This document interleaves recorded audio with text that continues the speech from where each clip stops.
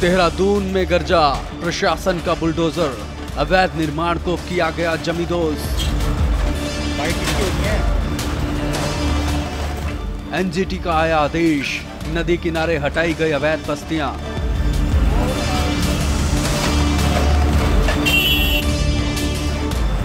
आठ साल से कर रखा था अवैध कब्जा, प्रशासन ने जमीन को कराया कब्जा मुक्त।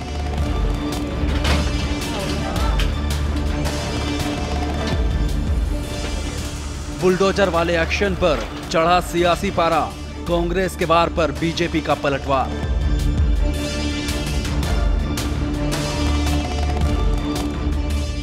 देहरादून के चूनाभट्टा में अवैध निर्माण पर प्रशासन का बुलडोजर चला है।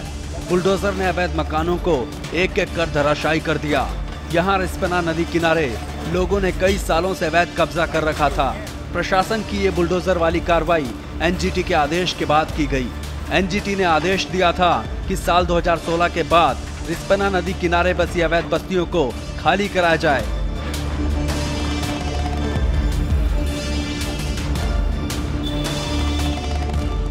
इस आदेश के बाद नगर निगम ने नदी किनारे 525 अवैध अतिक्रमण को चिन्हित किया था, जिसमें से 89 अवैध निर्माणों को नोटिस जारी कर ढहाने की कार्रवाई की गई। नगर निगम का बुलडोजर चला और अवैध निर्माण को जमींदोज करते हुए आगे बढ़ता रहा। इस पूरी कार्रवाई के दौरान मौके पर अफसरों के साथ भारी पुलिस बल भी तैनात रहा। माननीय एनजीटी के आदेश के क्रम में लगभग 525 अवैध अतिक्रमण जो 2016 के बाद रिस्पना नदी के किनारे पाए गए थे, उसमें से 89 लोगों को नगर निगम के द्वारा नोटिस जारी किए गए थे और एक सप्ताह का उनको समय दिया गया था जवाब दाखिल करने के लिए। उसमें कुछ लोगों के द्वारा अपने बिजली पानी के बिल 2016 से पहले के दिखाए गए, ऐसे लोगों की संख्या 15 थी। बाकी शेष जो 74 लोगों को नोटिस दिया गया था उनके द्वारा कोई साक्ष्य नहीं दिया गया। तो आज उसी के क्रम में उन लोगों के विरुद्ध ये अतिक्रमण हटाने की कार्रवाई की जा रही है। रिस्पना नदी किनारे अवैध बस्तियों पर प्रशासन का बुलडोजर गरजा तो इसकी गूंज सियासी गलियारों में भी सुनाई देने लगी। कांग्रेस पार्टी ने बुलडोजर वाली इस कार्रवाई पर थामी सरकार और प्रशासन को जमकर घेरा।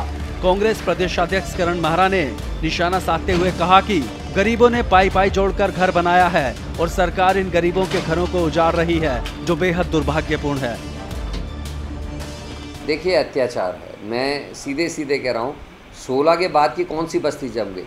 ये सारी बस्तियाँ पुरानी हैं और ये एक लेम एक्सक्यूज है कि 16 के बाद मैं तो नहीं देख रहा किसी की बसासत होते ही। मैं जब छोटा था तब से आ रहा हूँ, तब से इन बस्तियों को देख रहा हूँ और उसी तरीके से हैं। सरकार ने कागजात नहीं भरे।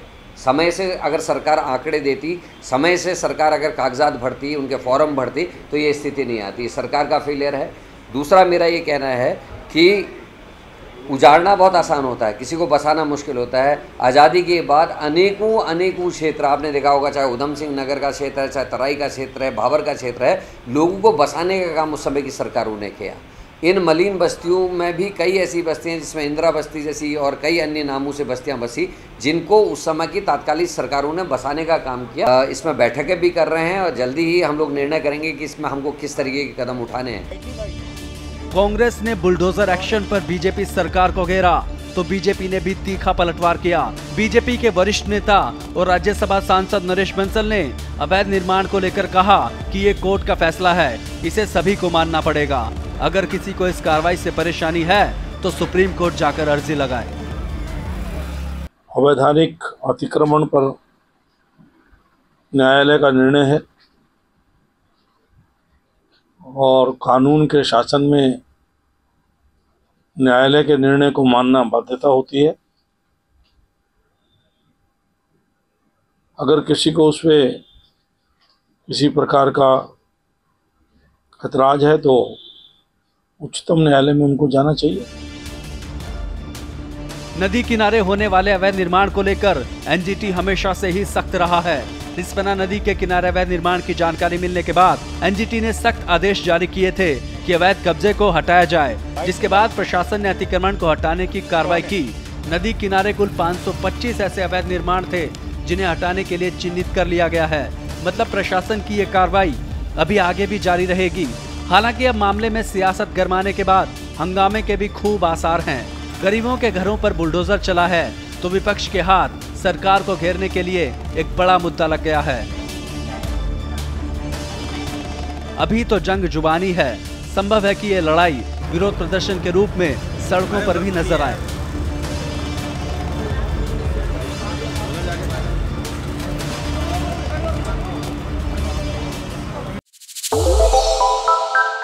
श्रेष्ठ उत्तराखंड पर खबरों से जुड़े रहने के लिए चैनल को सब्सक्राइब और लाइक करें, बेल आइकन दबाएं और देखते रहें श्रेष्ठ उत्तराखंड।